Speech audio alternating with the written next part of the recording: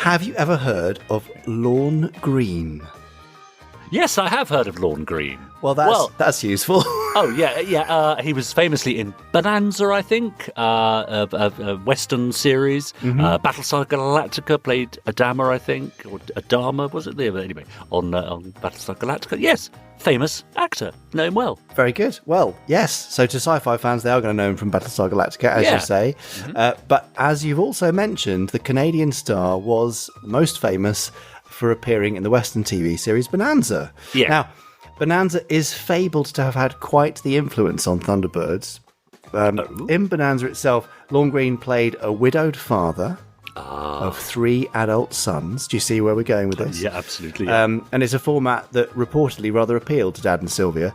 Furthermore, Jeff Tracy was actually sculpted to resemble Lorne's chiselled features. Oh, yes, I can see that now. Yeah. But did you know, this being a fab fact you can probably guess, that there's actually an even more obscure connection between Thunderbirds and Lorne Green? Go on. Well, I will. Before television stardom, Lorne was famous in Canada as a radio announcer on the CBC.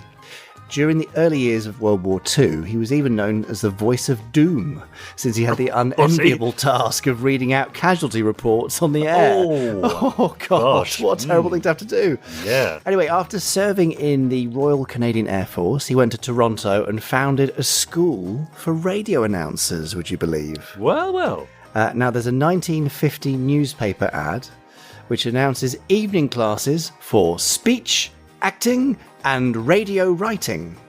Good idea. Now, sadly, you say that, but the Academy folded by 1953. Oh dear. But that's actually, I think, because Lorne headed to America for higher-paying jobs.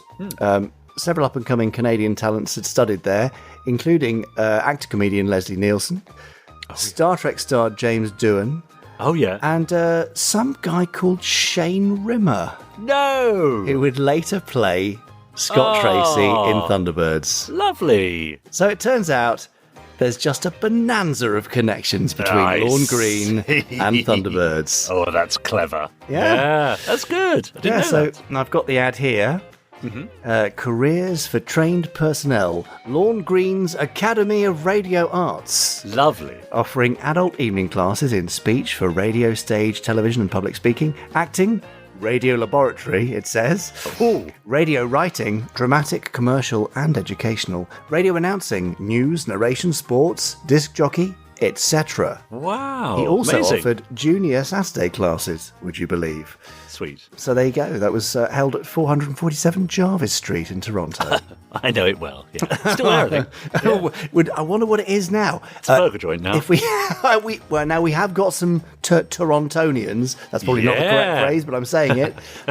If you can tell us what is at 447 Jarvis Street, if that even is still a street, that'd be great. I don't want to go onto Google Maps and spoil it that way. I'd love some interaction. So first-hand knowledge, yes. Exactly. So those who live in Toronto, or Torontonians as you now are, please let us know. Email us podcast@gerryanderson.com. Oh, that's great. I think that's a great story because it speaks of a time, doesn't it, when radio was king. Absolutely. Even though they had movies and TV was well and truly on its way. Yeah. But radio was still king. That's nice. But it doesn't matter where they seem to come from, whether it was Canada, the US, the UK with the BBC Rep. So many of them trained and cut their teeth in radio. Yeah. And it seems to just have benefited so many people. It gives you a different approach, I guess, because you've got to do so much work with the voice, which then is a natural fit for doing so much work with the voice when you're voicing a puppet character. Absolutely right. Yeah. Spot on. I mean, we see that today, don't we, with the likes of Big Finish and so on. And absolutely. And, the Anderson Entertainment adaptations of various Gerry Anderson series. That voice acting is still just as valuable. The ability to inhabit other parts, several parts, sometimes within the same story, just using your voice is still a very valuable craft. It is indeed. And we're lucky to have one of those types co-hosting this very podcast. Aren't we, Richard James? Is he coming later? Who's that?